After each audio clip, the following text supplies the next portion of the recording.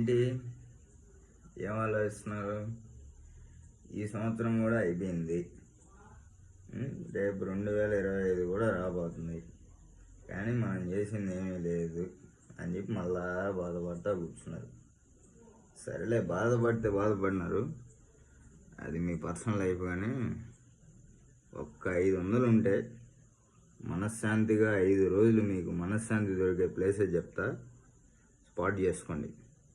First Nellore నుంచి 160 రూపాయలు పెట్టి ట్రైన్ ఎక్కి తిరుమల ఎక్స్ప్రెస్ ఎక్కి అన్నవరం వెళ్ళిపోండి.